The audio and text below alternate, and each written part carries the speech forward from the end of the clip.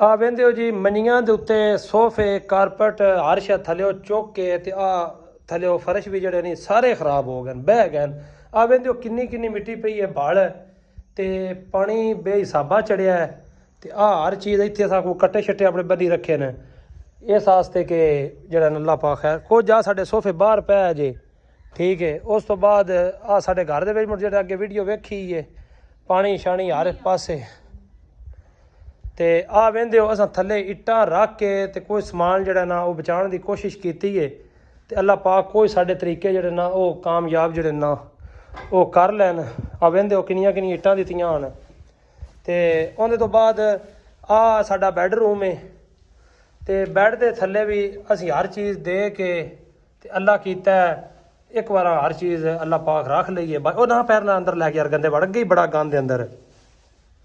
ਤੇ ਹੁਣ ਇਹ ਹਰ ਸ਼ਾ ਦੋਨੇ ਦੁਨੇ ਆ ਤਾਂ ਹੀ ਕੰਮ ਬਣਨਾ ਹੈ।